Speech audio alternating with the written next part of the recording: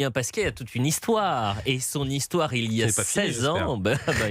Encore heureux, cher Julien, merci d'être avec nous. Merci à vous. Il y a 16 ans, vous étiez jour pour 16 jour, ans.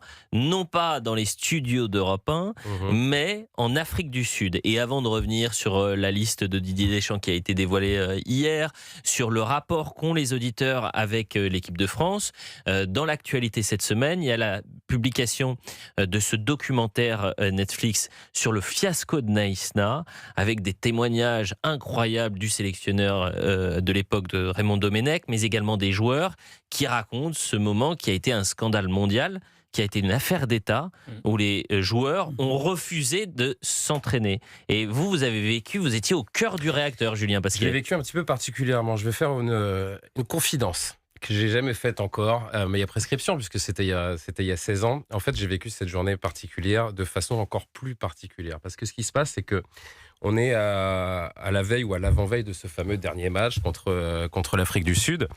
Et c'est vrai que ça fait un petit moment qu'on travaille, qu'on est sur le terrain, avec, vous savez comment ça se passe sur une chaîne info, on est un petit peu sur le pont du matin au soir, et il se trouve que tous les jours, vous avez ces fameux entraînements ouverts aux médias par l'équipe de France. Et l'entraînement ouvert aux médias, qu'est-ce que ça veut dire ? Ça veut dire qu'en gros, vous avez un quart d'heure de disponible, où vous voyez les joueurs faire des tours de terrain, vous faites 3 images, et puis ensuite, vous retournez vaquer à vos occupations. Et il se trouve que ça fait quelques jours qu'on est sur le terrain, qu'on bosse matin, midi et soir. Je vais voir mon JRI, le journaliste reporter d'images, qui est mon binôme avec lequel je travaille, avec lequel je vais faire les images et documenter cette Coupe du Monde au jour le jour. Et je lui dis, Michael Spitzberg, que j'embrasse d'ailleurs s'il nous écoute, je dis, Michael, ce matin, je suis un peu au bout du rouleau, on n'arrête pas. S'il te plaît, c'est un entraînement ouvert aux médias, c'est 3 tours de terrain, il y a une image à faire, t'as pas besoin de moi, s'il te plaît, est-ce que tu peux me faire une petite faveur, je te le revaudrai.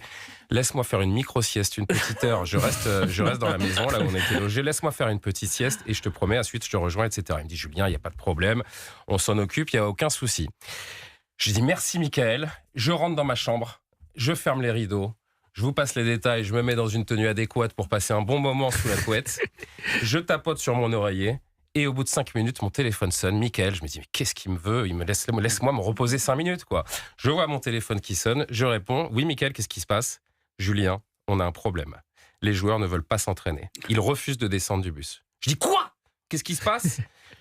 Et là, forcément, branle-bas de combat. Mon sang ne fait qu'un tour. Je me rhabille. Le temps que je mette mon pantalon, j'ai le téléphone et la rédaction à Paris qui m'appelle. Julien, mets-toi tout de suite en position de duplex. C'est très grave ce qui est en train de se passer. Alors moi, je suis entre Michael qui est sur le terrain, le fameux Fields of Dream, ils avaient appelé ça, je me souviens, le terrain des rêves où s'occupait. Mais c'est un sacré rêve qu'on a vécu, plutôt un cauchemar.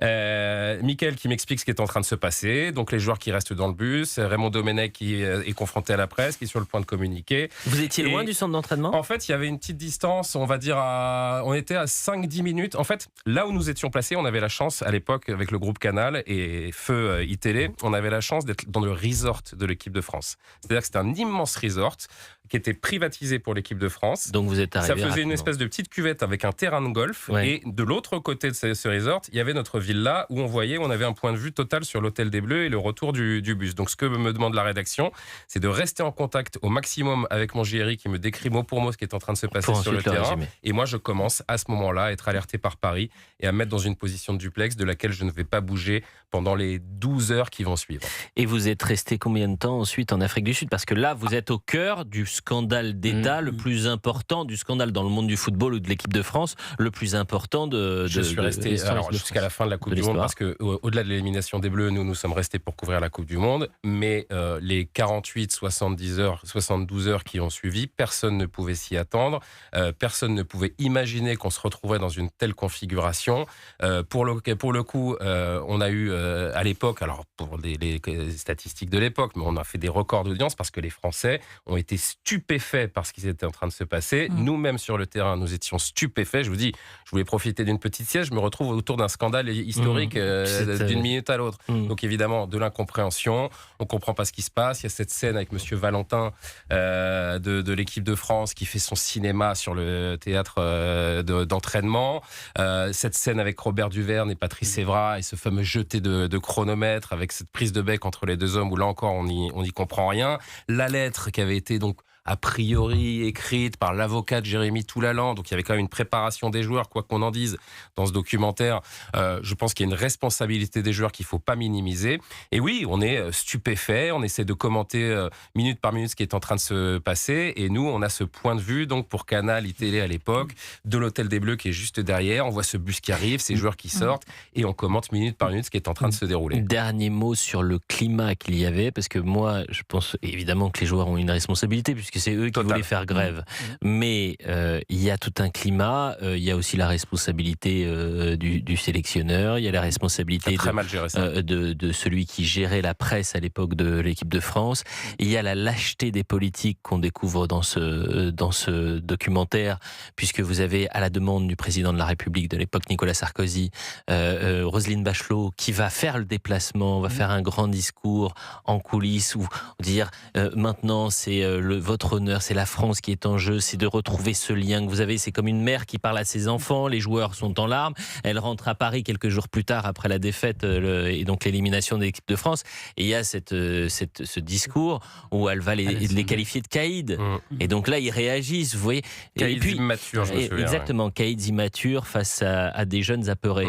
Et vous avez aussi le système médiatique, c'est-à-dire que les joueurs ont été victimes de ce système. La phrase, pardonnez-moi, c'est celle qui était à la une de l'équipe, va te faire enculer, fils de pute, n'a jamais été prononcée par Nicolas Anelka, selon Nicolas Anelka, selon Patrice Evra, capitaine de l'équipe de France qui était à côté de lui, et même selon Raymond Domenech, il dit jamais on a entendu ça.